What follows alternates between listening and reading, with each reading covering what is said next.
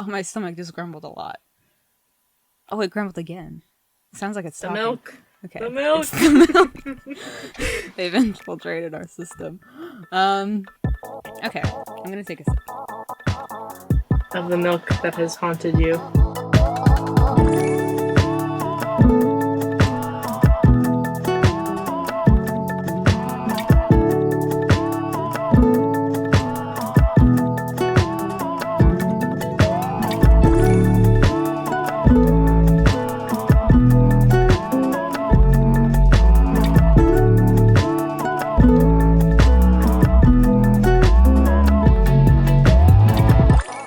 Hi, welcome back to Media Mumbles. I'm Julia, an English major. And I'm Abby. And I'm a film student. Nice to meet you. I did it really quiet this time. She has produced, made, directed, edited, done everything for every motion picture you've ever seen, in fact. So, Hi. You've probably never heard of me. I'm really underground. But trust me, you'll know about me in 10 years.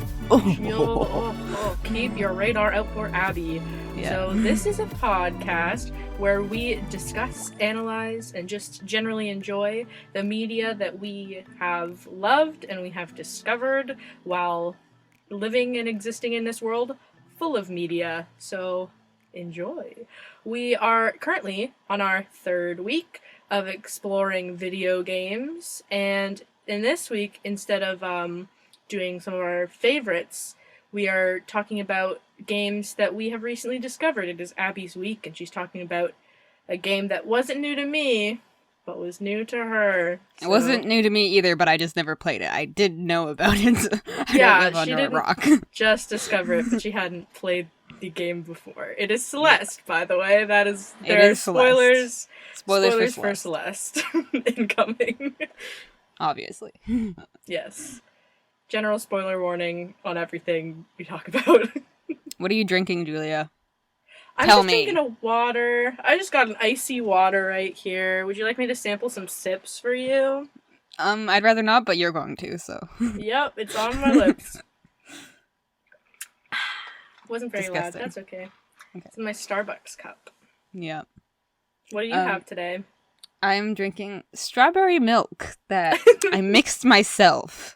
So that is very counterintuitive to good voices. It is? You know what else is counterintuitive too? What? A good stomach that, like, is nice to you. And Lactose also intolerance gang. Digestive system, and also skin that isn't just red scabs. But you know what? I'm a glutton for pain, I guess. Yeah, I guess so. I am not lactose intolerant, so I can't feel any of that pain. Dairy doesn't give me acne, and it doesn't give me stomach irritation. It just gives me that good calcium that makes my bones so strong. Yeah. But you drink normal milk, which is also wild, so... What do you mean normal milk? Like, you don't put anything in it. Yeah, well, I, have stuff You don't even put anything in it. I don't just drink straight milk. I, drink milk with stuff. I eat, one of my favorite snacks, which is a food opinion that I've discovered recently, that most of my friends think that all of my food opinions are bad. Oh my gosh, I think I know what you're gonna say. So, I eat, goldfish with milk. Not as, a cereal, but it's just, I'll get a mouthful of goldfish crackers, or pretzel crackers. Those are also very good with milk. And then I'll just take a little sip of milk, and I'll chew it, and I'll eat it, and it's delicious. And I got clowned on this by my friend. Also, two things I get criminally insane. It's not criminally Why would you insane. Do this? It's a delicious, yummy snack that I like to eat. Some people eat, worse than normal disgusting. Milk. It's not worse than normal milk. Get out of here. Also, I like my bananas very ripe and very spotty and brown. That's and I normal. like That's my fine. Eggs extremely runny, and people have also clowned me That's on those also two things. fine. Everyone likes So that. is Everyone likes my runny milk. eggs. My milk is normal. Are you a criminal? No, I'm not. You a don't criminal. put strawberry stuff in it, or chocolate stuff, or anything.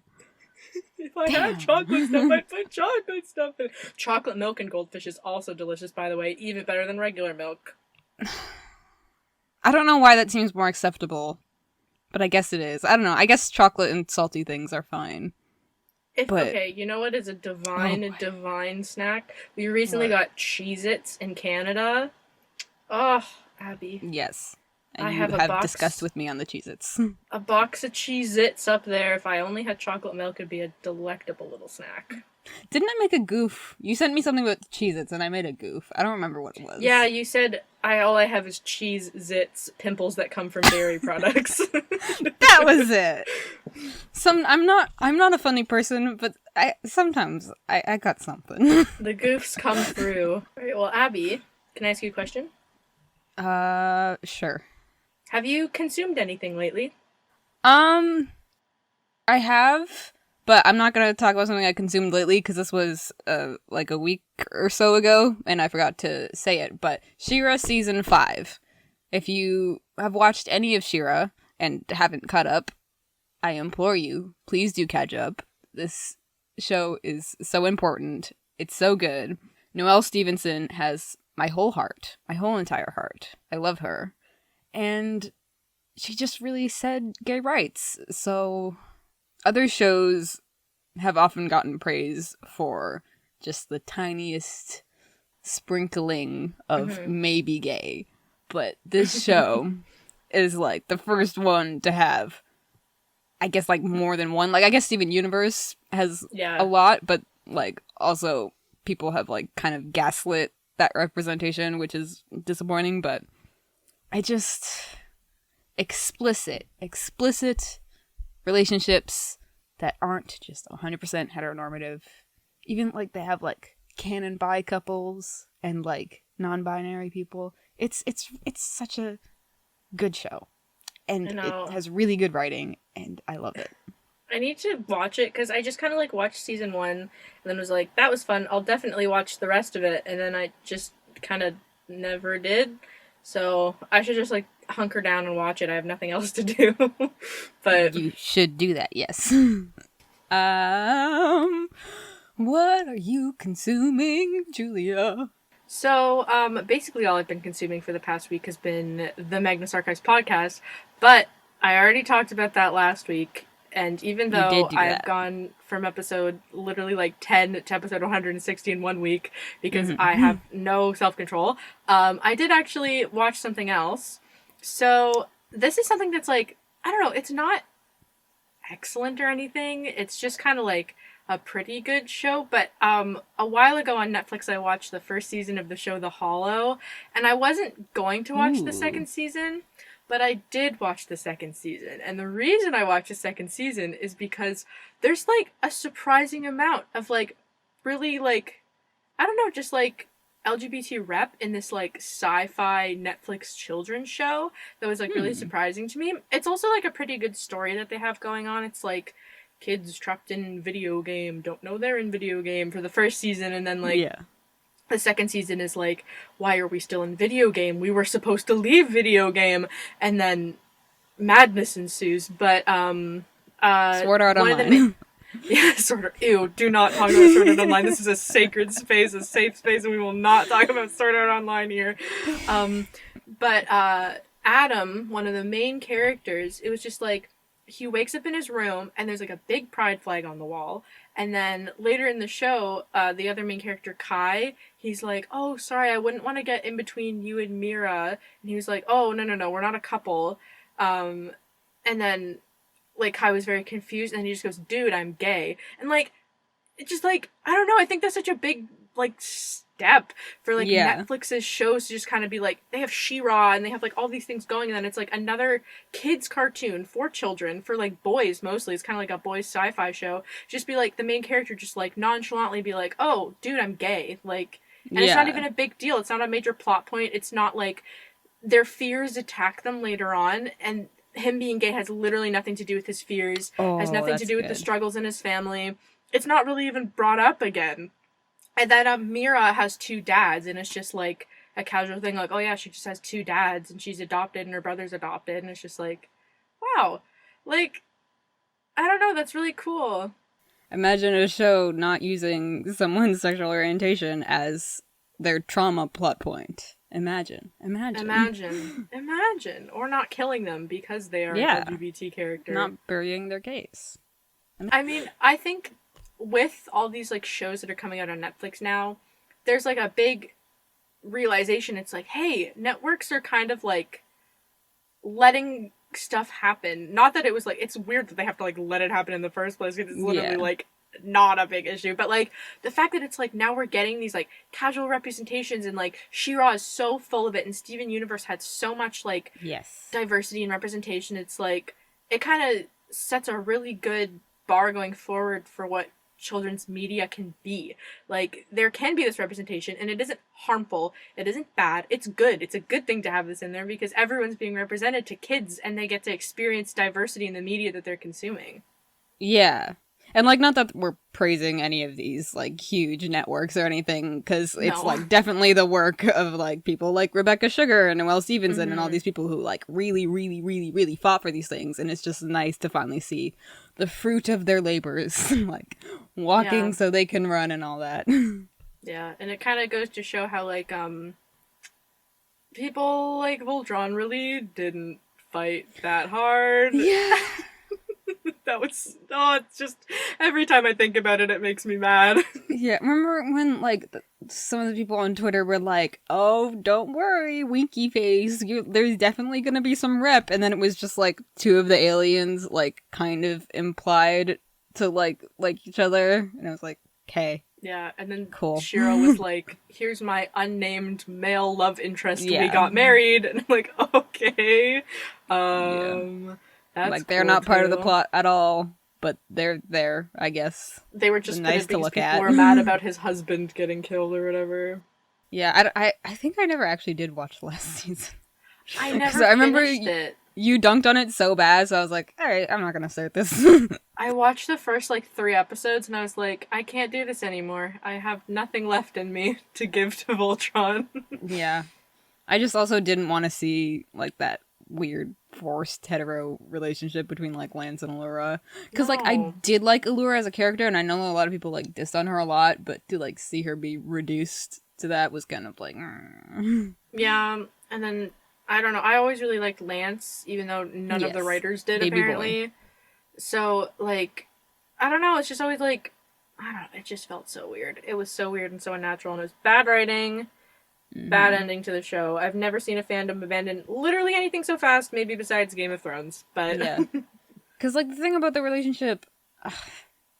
like, a lot of people were dunking on Allura, which is, like, sort of understandable, because they were like, oh, she hated them the whole time, and then all of a sudden, because I guess he, like, saved her, suddenly she likes her. But, like, besides that, I think it sends a bad message that, like, you can just, like, keep bugging someone, and eventually they'll just... romantically like you, I guess, was kind of like, didn't feel great to me. The Hollow's pretty good if you want to watch it. It's very fast, and the story's pretty good, and I like the characters, and I really hope that they make Adam and Kai a couple in the next season, but that's just a theory, a game theory. And start the podcast, okay. Right, so, I am talking about Celeste. It's a really good game. Everyone played it before me. I only just played it now because I am very late to everything all the time. But I have so many feelings. It's obviously very good, but it also made me scream so much. I've never screamed so much at a game before, ever. Ever. No. I've never screamed that much. I don't get mad at video games just because I don't know, I'm pretty chill when it comes to playing games. I got angry playing Celeste. It was hard, dude. And yes. Even, like, my experience was not the same as yours because I am a coward and I took the easy way out, and when things got too difficult for me, I used their wonderful accessibility options and I helped myself through. And I'll talk about those accessibility options. Not as in-depth, though, because my copy is like 6 pages. Celeste is a 2D side-scrolling platformer about a girl named Madeline, who after feeling stuck in her normal life feels compelled to climb Celeste Mountain, based on Mount Celeste in British Columbia, Canada. It is made by Canadians, so represent! Woo! True North, strong and free. Yeah. Through cutscenes, as well as the actual gameplay, Celeste explores themes such as anxiety and depression in a way that is completely foreign to most platformers. Yet, all fantastic storytelling aside, there is so much that makes this game stand out despite being based on fairly simple concepts. So I didn't hop on the Celeste train back in 2018, mostly because I was intimidated by platformers, as I am bad at them. But I'm so glad I finally did. I was convinced that I would just kind of immediately turn on assist mode so that I could experience the story, but that was not the case, surprisingly. That's not to say that I was just suddenly good at platformers. I was still very, very bad. But the way this game is designed made dying over and over part of the experience without interrupting the flow, and I will explain how. The designers, Noel Berry and Matt Thorson, put so much emphasis on tweaking the mechanics until they felt not only natural, but like satisfying and forgiving. In an interview, they said that they wanted being Madeline to be fun, so that even in a completely empty level with like no platforms or moving parts or anything, just running around and jumping would be entertaining. And you wouldn't think that a game with like all of 3 functions would be like that complicated. It's like run, jump, climb. So you wouldn't think that would be particularly complicated. But when you get down to the nitty gritty, a couple frames difference can like throw off the whole natural feel of the game. So to do this, they developed several features. The main one being nailing down the run and jump arc. So the parts that make up a complete jump arc is kind of like the foundation of what kind of gameplay you're going for. It's how long it takes you to gain max speed, how high you go based on your model's height, which could be once, 4 times, who knows. How long you hang in the air, the fall, and the speed it takes you to come to like a complete stop. So having like a long arc makes your character feel like floaty and unaffected by gravity, like you're kind of on the moon. Yeah. A short arc with not much lift or fall time makes you feel like heavy and bulky. Similarly, if the build-up and stop time are too short, you risk your game feeling like you're walking through mud or like trying to run in a dream or something. Which is a bad feeling. Don't like that. No, do not like that. It makes me feel claustrophobic. Yeah, I hate games that you feel like you weigh 1 billion pounds and you're just like... I know, it makes me think of like nightmares I used to have where I was like trapped in a shifting maze and the world was crashing around me. It's kind of like the feeling of my anxiety. Yeah. That's how anxiety makes me feel. Anyways. So you don't want to have an anxiety video game. No. Which is what even this if is, it's but an like not in a bad way. game. Too long and your character is suddenly just like slipping around on ice, which is kind of what some of the earlier-ish Mario games feel like. Now, none of these are wrong, it just depends on the kind of game you're making. Madeline is a little closer to the short end of the spectrum, but she has a really long hang time, which makes targeting where you land much easier. It takes her roughly 6 frames to get to full speed, and the same amount to stop. So she's very unlikely to fall off the edge of things, which is a good thing in a platformer. Yes. Very good. On top of that, the camera stays mostly completely still and fully zoomed out, making it easier to concentrate on what you want to do and where you're going. However, having the whole game, aside from cutscenes, fully zoomed out does kind of sacrifice a bit of the detail, but they still manage to create a beautiful game. Yeah, it's really pretty. It's so pretty, and convey all like the necessary movement cues through simple like squash and stretch animations. With the nice touch of her hair kind of like flowing in the direction you're moving, which I liked a lot. It's really pretty. I love watching her hair. Also, when she's like breathing super heavily after doing something like scary or having a panic attack, as we'll get into, like even just like the couple pixels movements of her like mouth moving up and down, it like conveys so much. Like just like the rhythm that it happens. There's also plenty of like tiny commands within the code that make sure the player doesn't feel like ripped off, which I feel like is kind of common with other games. If you just barely nick a corner, you're fine. If you're like a pixel or 2 touching the spikes, it doesn't register. All this makes for a super like forgiving, springy, and fun experience, but none of this is to say it's an easy game, because it is not. It's not an easy game. No, it is not an easy game. As we both know. Yes. I went into it thinking that as soon as I got out of my depth, I would turn on assist mode. But then I got to the hotel level. And I don't know if it's just me, but there felt like there was such a jump in difficulty that made me want to like rip my hair out. But because of that, I assumed it was only going to get harder, so I convinced myself to like stick it out for that level at least. Because like, okay, I'll get up to this level, finish, and then I'll definitely be out of my depth after that. So then I'll turn on assist mode. But after that, though, the other levels didn't really seem that hard, which was weird. I don't know if that's maybe part of the design that they like make you get really good at your like timing and stuff, and then for the rest of the game it's mostly about problem solving and puzzles, which would be fair. But yeah, like after that everything felt like weirdly not easy. Like I definitely like struggled with parts of it, but like I felt like I was having a better time after that level, and I feel like I did like kind of get better skills after that. Like I feel like if I played a different platformer, I might be better. Like, I don't know, like, how would you rate your platformer skills before this game? Well, I'm, like, generally not good at video games. I love video games, and I love playing video games, but, my skill at them is bad. I think the only game I've, like, this is so funny, but, like, the only game I've really thought that I could, like, be really good at and stuff like that was like Skylanders, because that game slapped so hard. The original Skylanders game, loved that game. I don't know, but I felt like the only really experience I'd had with any kind of platformer was kind of like Rayman Legends and stuff like that, I guess, which I got pretty good at Rayman Legends. I was pretty tight at that game, but I don't know, it's just with Celeste, it was like the accuracy with which you had to plan your movements and like it was just like memorizing patterns and like, okay, I have to do this and then this and then this, and then you die. And then you like slowly but surely build up the plan of action of like every step you have to take until it was done. So I feel like that kind of helped me, but I don't know. I feel like my skill at platformers is always just kind of mediocre because I am a mediocre video game player, and that's just a problem that I have to deal with. Same. Yeah, I think the only other game I'd played before this that was similar is probably, I don't know, Super Mario. Yeah. Which I don't know. That game also made me frustrated a lot, but mostly because I played with my sisters and I felt like they were messing me up.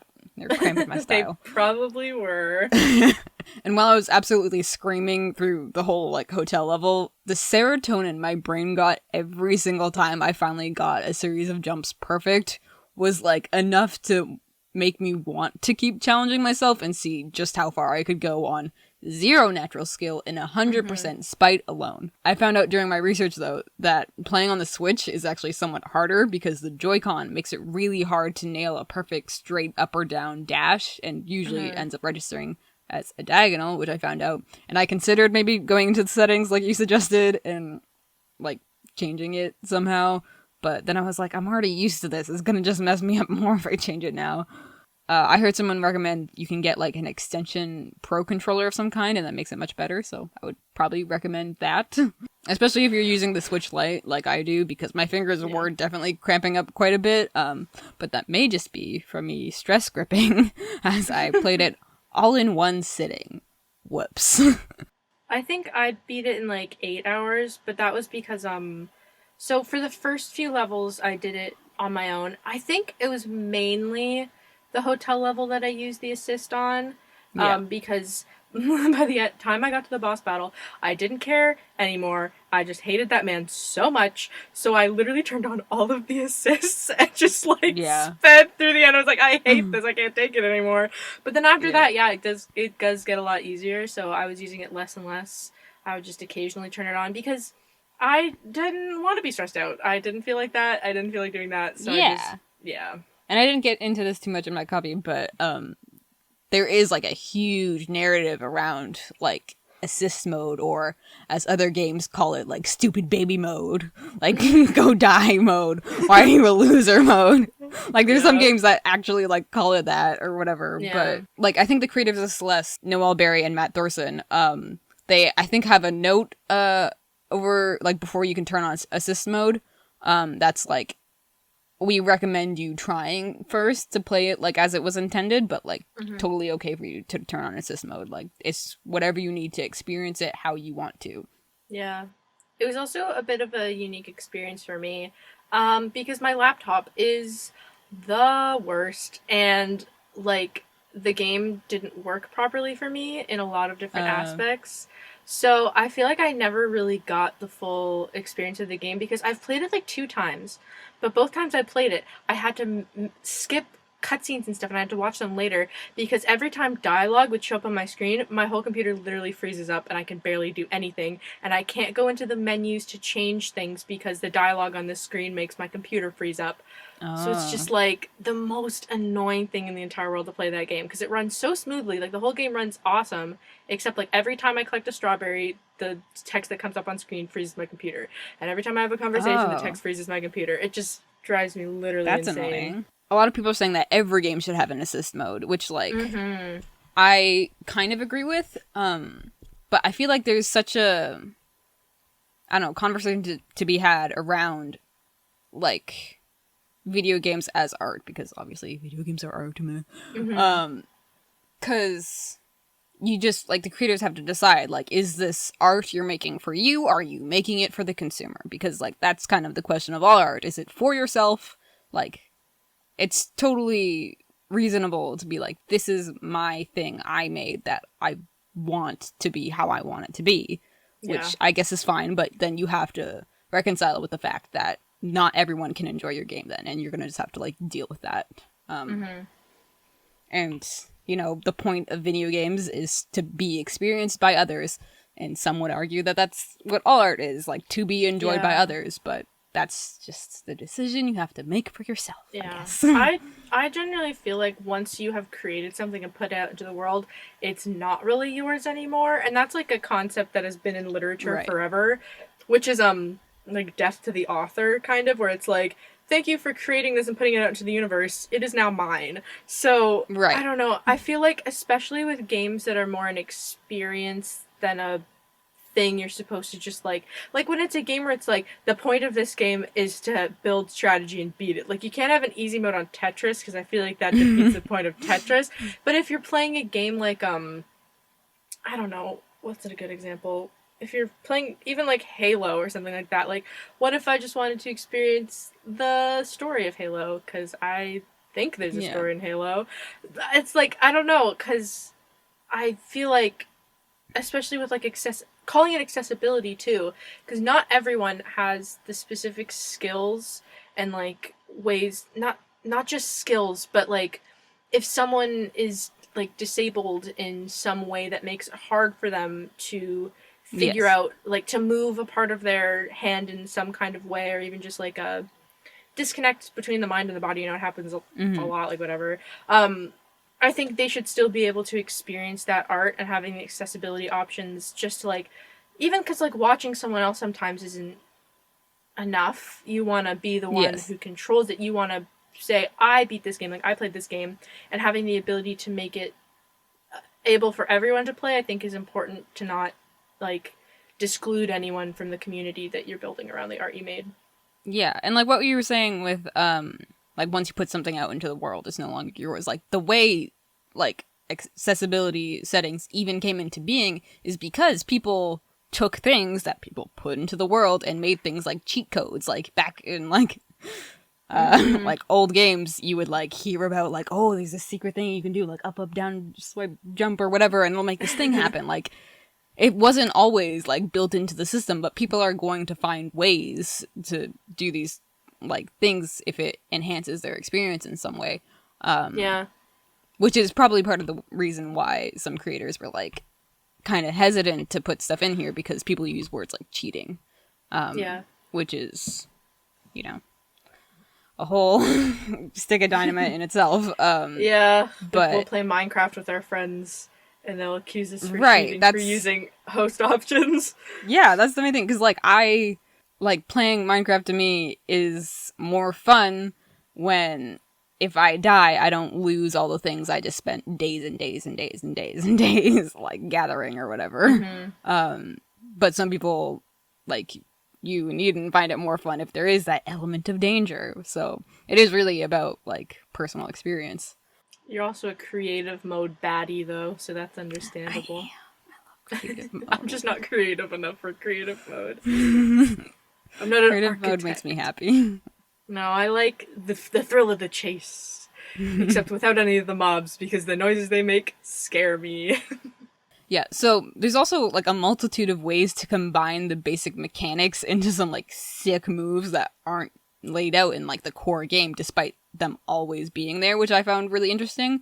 Like if you get to the bonus level, like at the heart of the mountain, your little bird friend teaches them like all these like secret moves to you, which are like just basic up, down, jump, all that stuff. And they're like really, really hard too.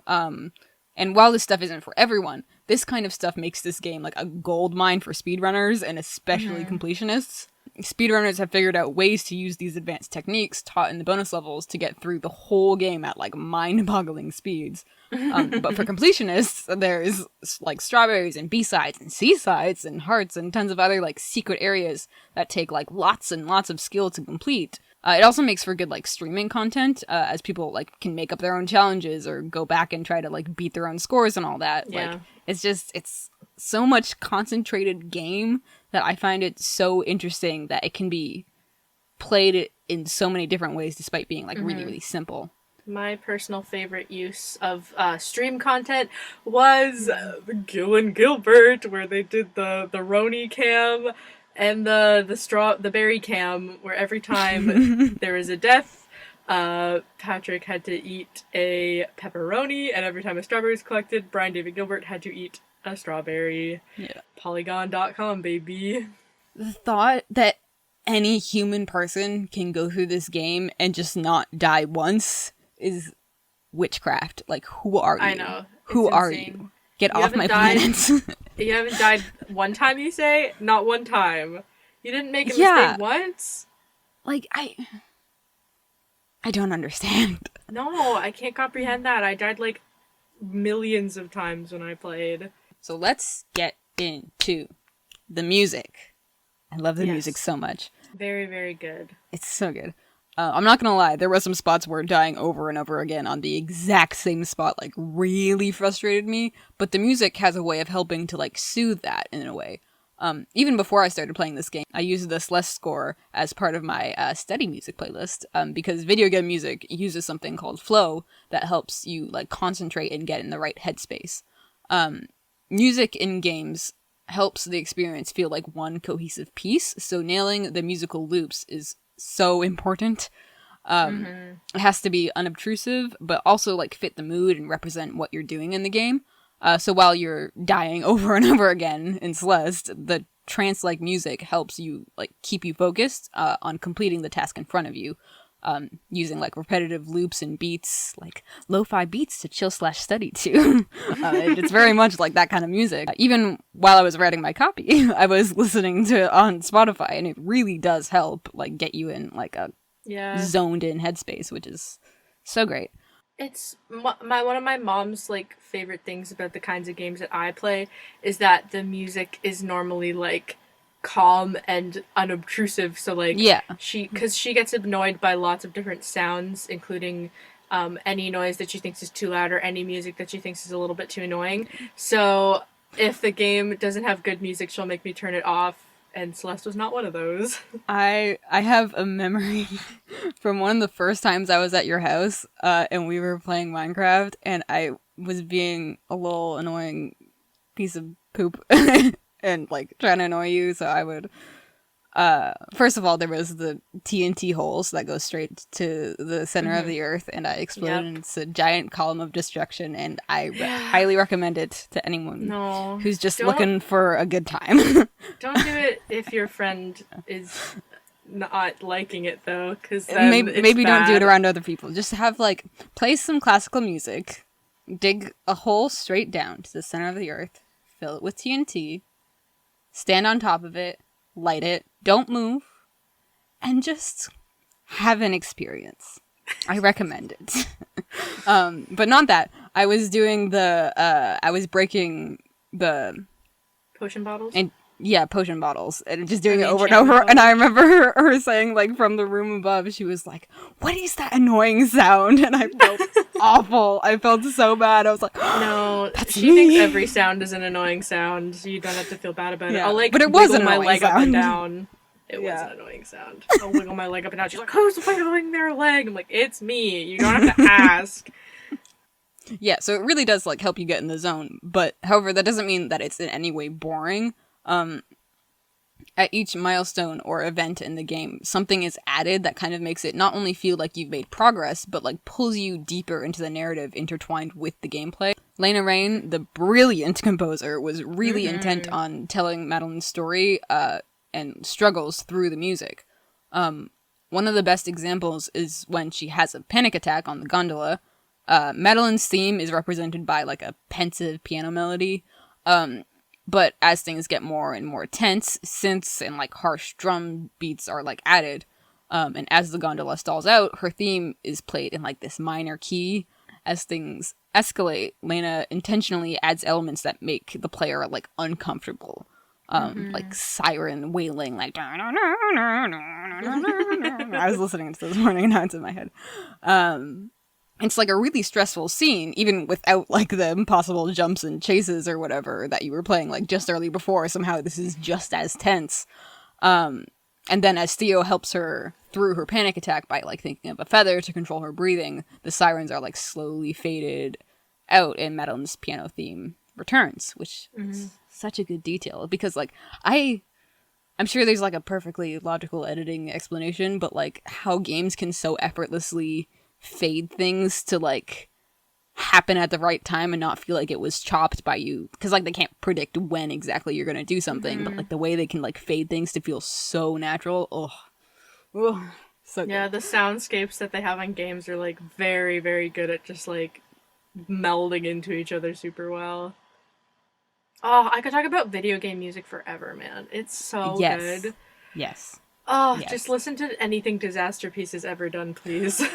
Oh, that is like half of my study playlist. Oh my goodness. My study playlist Hyper Light is Drifter. Mwah. Hyper Light Drifter soundtrack, 10 out of 10. So good. So very good. Every single note and instrument has like so much meaning behind it, and I strongly recommend watching Fanfare's video entitled The Anxiety of Celeste and Its Music. I'll maybe try and link it in our Twitter or something. I can put it in the episode description. Yes. I don't know where. I'm gonna see if maybe I can try and edit in some of the music. Maybe, I don't know.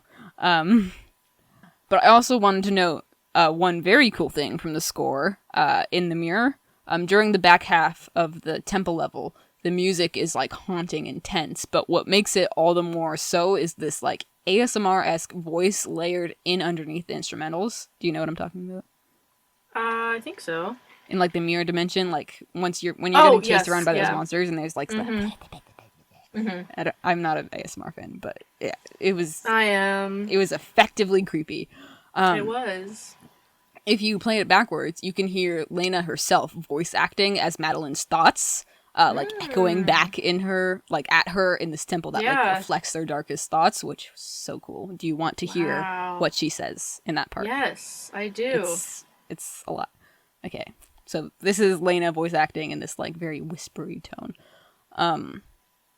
Sometimes I don't really know what's going on anymore. I don't know who I am. I just look in the mirror and don't know who I'm looking at or who's looking at me. I don't know where my train of thought was going. It's not obvious, at least, and it scares me. I don't like scaring myself. Which I was like, oh boy. Oh man. Oh man. Yeah, you can find clips of that on like YouTube, like playing backwards, and it's even more creepy than me just saying in a slightly lower tone. But yeah, I was like, the part that I could like kind of recognize when I was actually playing it was the I don't like scaring myself, and I was like, valid. I also don't like scaring myself. This is very scary right now. You take one look inside and it's like, I do not like this. No, thank you. I do not see it. I do not see it. With all the eyes staring at you. Yeah. That's another thing. Like, I like how they have like Theo's fear. Well, not fear, but like his like kind of struggle is like constantly being watched. Like he feels like he's always being watched, so he has like puts on this performance because he's always talking about like, I need to take a selfie for the gram and all that. I love Theo. Theo's so good. I like him too. Literally everything about this game is so impressive and thoughtfully made, but a platformer with a concrete like core story that is told through actual gameplay is really uncommon, and they just nail like every aspect. It's not the first time a game uses like a mountain to represent struggle, but I really appreciate that this game isn't too metaphorical. Like Dark Madeline, I guess, isn't like a ghost that no one else can see with some like mountain lore or whatever that you have to like no, it's quite literally Madeline's anxiety embodied TM, which I appreciate. Like no guesswork. To me, it just makes all her conversations with her so much more accessible, because like the candid nature of their conversations hits so much harder without like muddying the waters by making the player like jump through mental hoops to like figure out like, okay, what does that mean? Is that just her being a monster, or is that her anxiety? Like her story is strong enough on its own, and they don't fall into a lot of traps that other media falls into when talking about mental health. Like when Madeline tries to do what she calls set her anxiety free, instead of that being her triumphant conclusion, she is promptly yeeted all the way back down the mountain, which was very relatable. So the message isn't just stop that, stop it, stop having anxiety. Just like realize your depression isn't real. Just stop it. Like Madeline quite literally has to learn to understand her anxiety, figure out what it needs, and realize that it's part of her that she can't just get rid of. She has to chase her down, kicking and screaming. Yeah. Also, the track during that chase scene, oh my goodness, is so good with like the voices being like, yeah, maybe this is where I'll try and put in the music. Maybe. Say it in now. Music now. Maybe. This is amazing.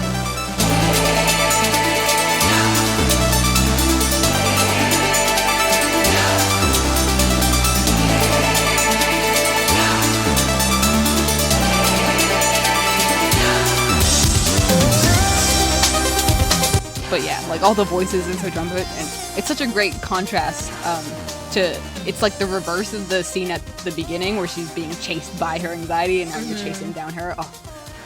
But she really has to like put in the effort and hard work, and she's stronger for it, and you're rewarded for doing so with a level up, which kind of threw me off in like the final thing because I keep forgetting that I have an extra jump and then I fall and die. But even when you eventually reach the summit with your newfound powers, they like acknowledge that she's still going to struggle going forward, and she needs to continue listening to herself, even when her dark side isn't there to blast her into nothingness to get her to listen. So yeah, it's a really good game. I feel like it's almost perfect, even though I got really frustrated. It's just, they nail it so hard. They did it. They did that. They did that. And it was Canadians too. We really are Canadians. Bringing it. We're bringing it to the table, folks. The content. Yeah. It's so good. Also, the mini game in it, like Pico, I don't know how to say it, Pico 8 or something. Did you find that in the game? Like the little. No, I did not.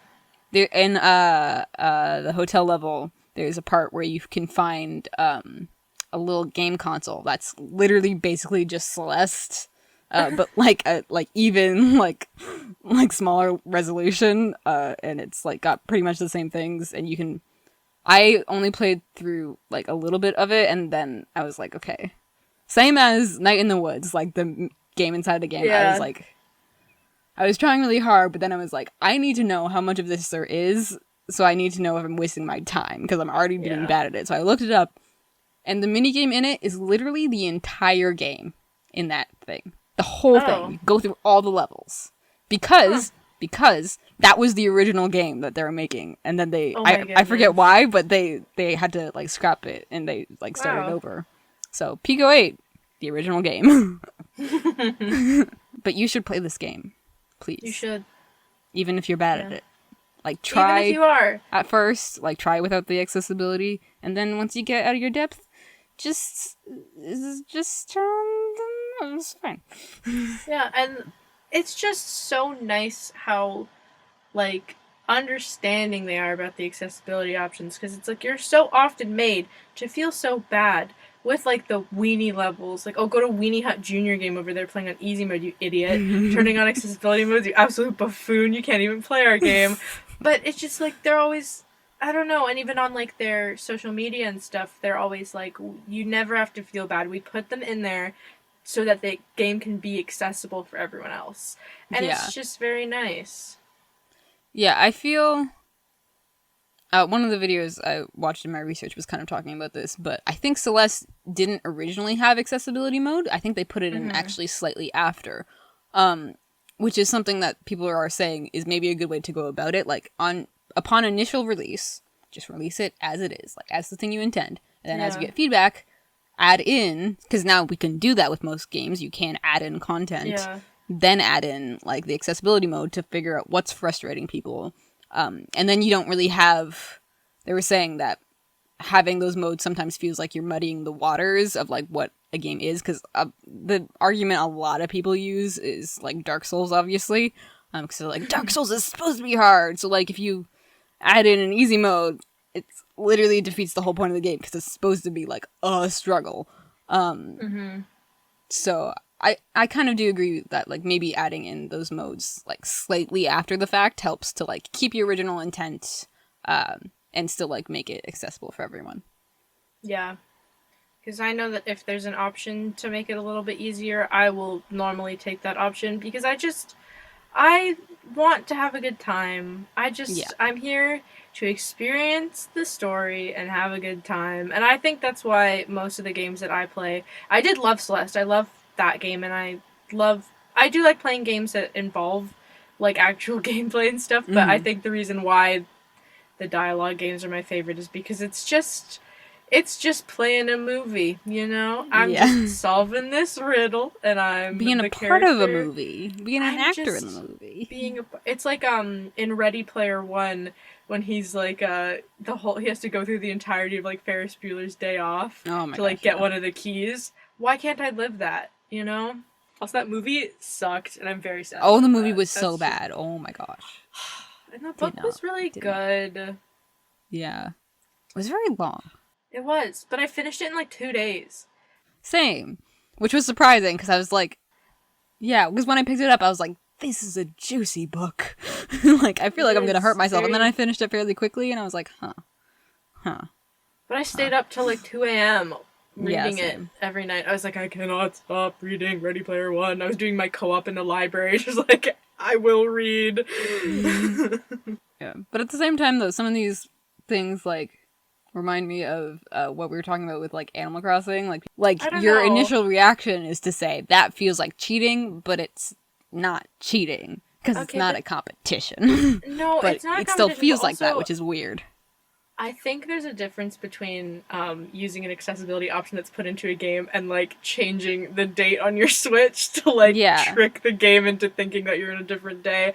Because that wasn't built into Animal Crossing. And again, I literally could not care less if you do that. Like, whatever. Yeah. Have your fun in Animal Crossing, queen or king or ruler of any specification. Just vibe with your game, but, like, I'm not going to do that. I think that's going a bit off the rails for me.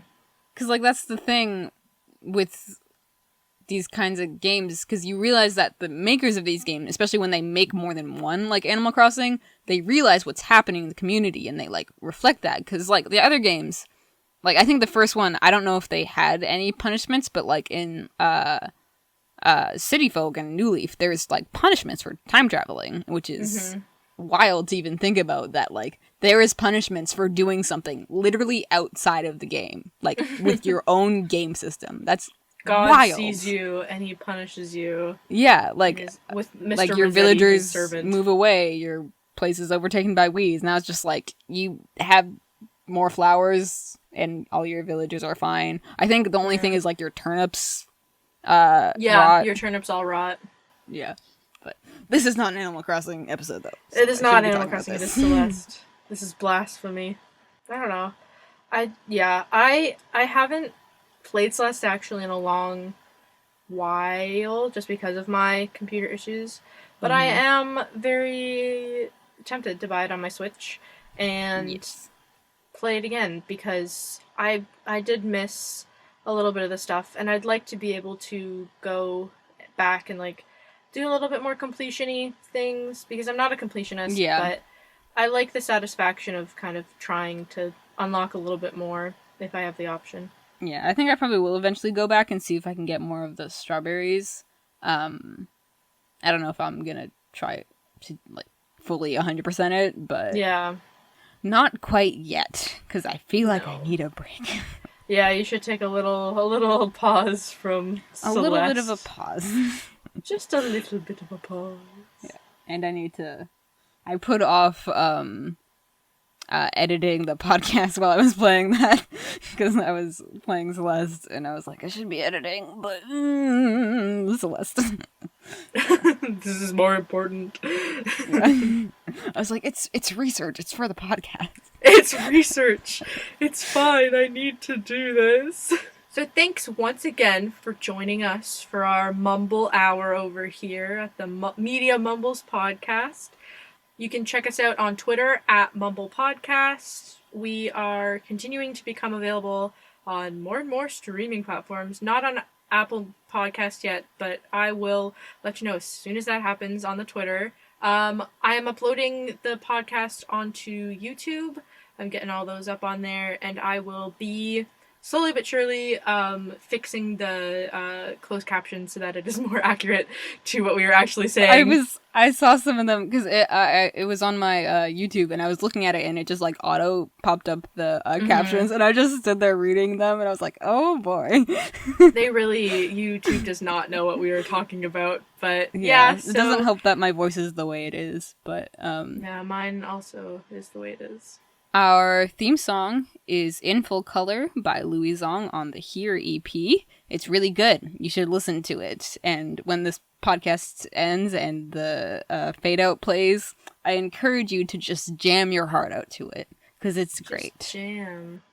Yeah, and you can check him out on Bandcamp, on YouTube, on Twitter. Anywhere you want to find Louis Zong, you can find Louis Zong and you can listen to his cool and awesome tunes. Yeah. Also, ACAB and Black Lives Matter. And if you're protesting, you're doing the Lord's work. I love you. You are amazing and stay safe out there.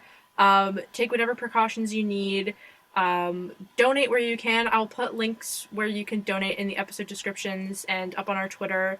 Yeah, everyone stay safe out there. Do what you can.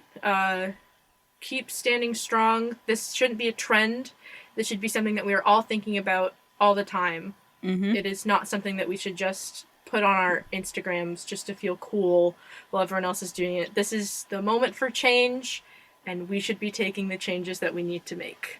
And if you're in Canada, like us, don't be like, wow, glad I'm in Canada.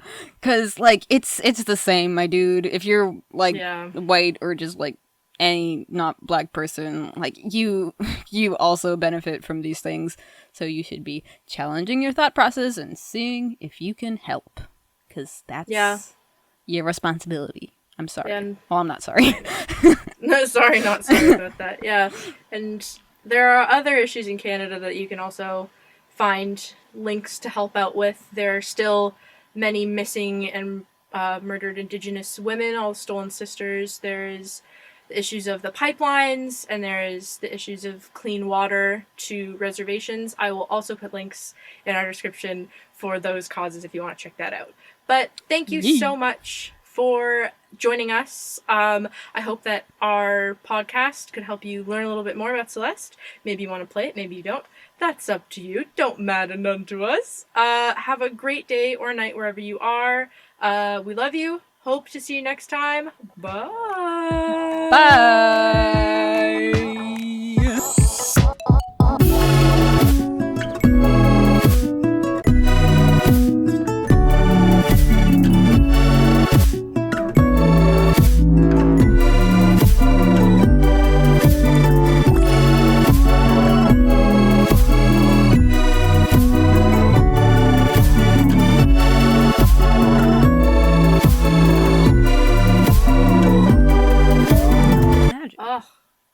Put down the shovel. Hey, I see you have it. Stop it. Put it down. Put down the shovel. Do not bury them. Don't bury them. I can only imagine what it feels like to not be buried. Okay.